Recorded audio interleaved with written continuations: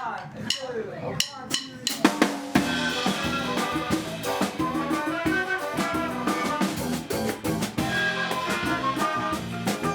think all the Brazilian music started to really get going in Perth when more Brazilians came to Perth. People couldn't really tell the difference between Brazilian music and salsa or Latin. It was all just Latin, you know, and I guess we had to do a few years of educating people on the difference before they could understand that, yeah, this is a Brazilian vibe. Ela usa pra provocar. I arrived in Australia with $400, okay? $400. Everything I had. And my first day, that became $70. The second day I met this guy, Brazilian guy, and he said, hey, you know, so are you Brazilian? I said, yeah, I'm Brazilian. What do you do for living? I said, I'm a musician. I said, really? Right, show me something. And then I thought it was kind of, you know, what do you got? Yeah, show me something. If you show me you're good, I give you a job. Straight away I said, oh, look at God, darling. I met Marcio. He was actually living in my old room at an old house that I lived in, and I came back to Perth and and heard about this guy who plays guitar. He's really good, rah, rah, rah. So we brought him along to a rehearsal, and yeah, I think Marcio had arrived maybe the day before. In his first week, we had him up on stage doing a gig, and it never stopped from there. Everyone in Brazil played really well, amazingly well. And the competition there is really hard. So, and here I'm kind of unique. I think there is a tradition of jazz in city here. There is a public for that. In our case, Brazilian jazz is something that's still pretty new. So what I feel all the time here is that I'm a pioneer. No, that's all the feeling that I'm a pioneer and that I'm educating people about what is Brazilian music, you know? It's been amazing. 1 year with these guys, I'm so lucky, and I've learnt so much from them. I've never played samba before, and I've never played any of the Brazilian music and styles, and I've learnt probably 10 of the genres of Brazilian music in the last year. Australia's a really young nation. I mean, if you're, not counting Aboriginal Australians, then you've probably only got 3-4 generations in the country max. You know, we've got a 200-year history, so we're still at the start of that mixing of cultures, and you know, in the last, especially the last sort of 10-15 years, there's been a massive influx of migration. The music took me in amazing places in Brazil. I played with amazing musicians over there. I started to play with famous groups there, and I started to travel around Brazil, and I saw so many beautiful cities and everything. But the opportunity to go outside Brazil, because before Australia, I never been outside of Brazil at all. So the opportunity, opened my mind. Yeah, for me here was a challenge to start with. Although we had some musicians here already, like Tom, Samba Resolution, Marcio, they were doing work here. But the type of Brazilian music I love doing, I think nobody was really doing that yet when I came here. A lot of guys here showed me indirectly, how to improve my Brazilian style. Today it's Perth International Jazz Festival. It's a really important gig for me. It's a huge event in the city. I think it's the first one this big, of course. And they start last Friday, and they had amazing acts. And one of them, it's me. Olha que o som vai saindo, o Ivete sorrindo, não parou de sambar. Eu sei que você me é fiel, mas é que os vizinhos já estão humilhados e falam: eu sou o seu homem e você minha mulher.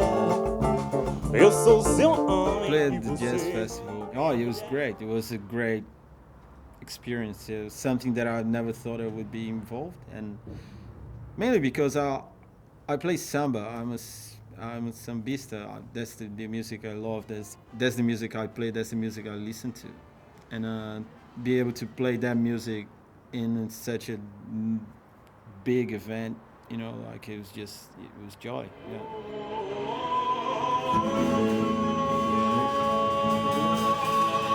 A couple of months before the actual gig, I was going up to Mars, and me and him were checking out a lot of the big samba bands.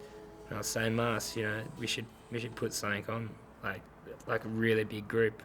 I'll help you write it out so we can get like at least 3 horns. We just got to pick some songs and I'll start working on it.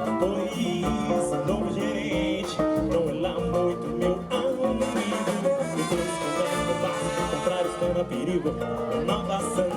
be part of such a big festival and so well organized festival, it's a lot. Even more when they have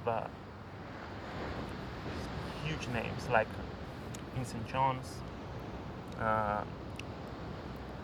Joy Lavano, and Katie Noonan.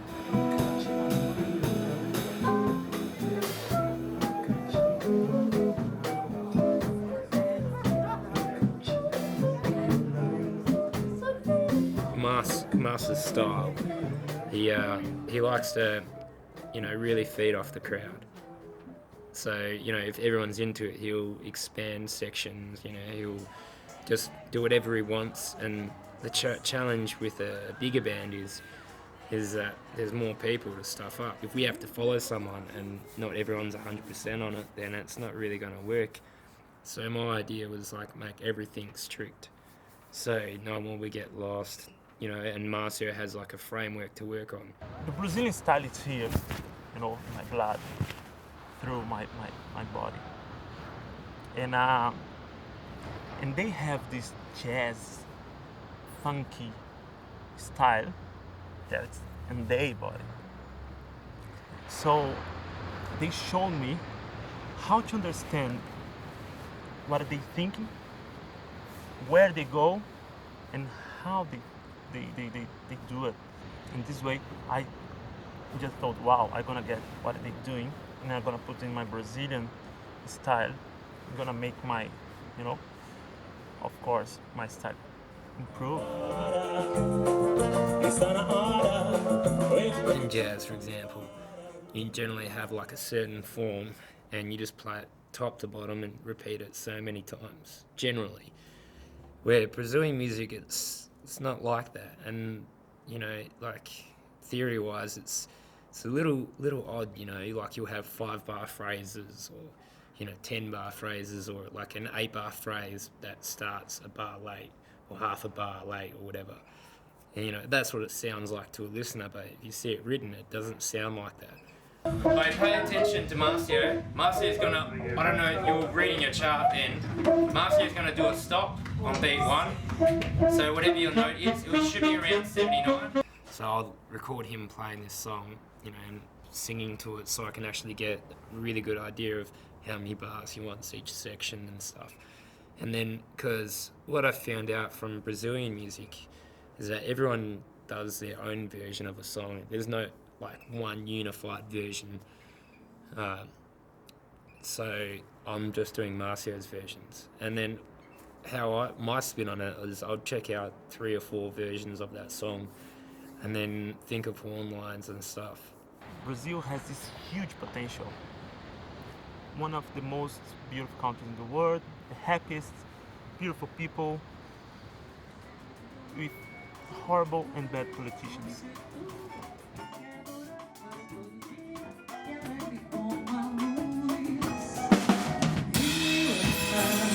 Brazilian culture is something that I'm learning about every week. I'm getting another taste of it, and the more Brazilian people I meet, the more of Brazil I understand.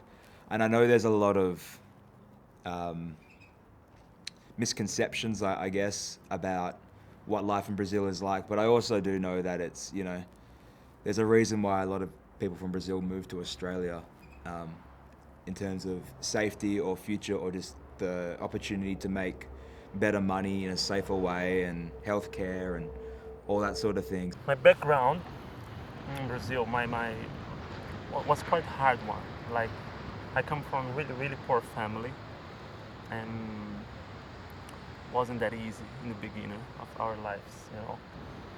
We even slept on the streets for 2 nights because we didn't have where to go. But my father and my mother, they were such amazing people. They still, and even with nothing, they made us, like my sister, the oldest, my brother and myself, they made us like, I can say really good people, you know. I think that Brazilians are now starting to stamp their mark on Australia. I think Australia and Brazil are 2 countries that have a lot in common. We're both Southern Hemisphere, we're both similar, you know, from the north of Australia to the south of Australia is very similar to Brazil. Similar sized land masses. We love the beach, we love a beer, we love music. Yeah, so I think Brazil has a lot to offer Australia, and Australia has a lot to offer Brazil. I'm thinking to do other things, you know, with Brazil, Australia, you know, mix our culture and our instruments, our, you know, our backgrounds, and then definitely I want to do something huge between Brazil and Australia. Music is a universal language, and you can communicate music to anyone in the world, ever. I mean, wherever you go, you can communicate through music, and to me, that is amazing.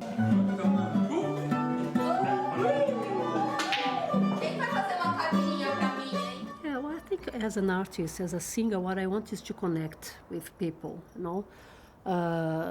Doesn't mean reach not just Brazilians or just Australians, or if you understand my language or not. It's more about communicating again beyond that, you know, beyond just the music communicating itself and the connecting with other people. That's really my main goal as an artist. It's pretty consistent across all cultures that even hard countries, tough countries to live in, just produces happy music. And it's funny because you look at American culture and Australian culture, where, you know, they're pretty good places to live, and there's a lot of depressing music coming out of there as well. I see music in 2 different ways.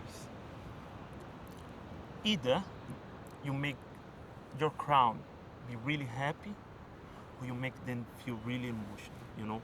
As a musician as well, part of the satisfaction is seeing the crowd respond. So you can't just go and play the music that you like, it has to suit itself to the occasion. Sometimes I think, why countries like Africa, Brazil, or, you know, the third world countries, why the people are kind of so happy with nothing? Because they find a way. I think you need as much happy music as, you know, you need as much positivity in your life as you can get. The world needs more happiness, more emotion, you know. I want to sing a song and this guy get his girl. Yeah, I love you.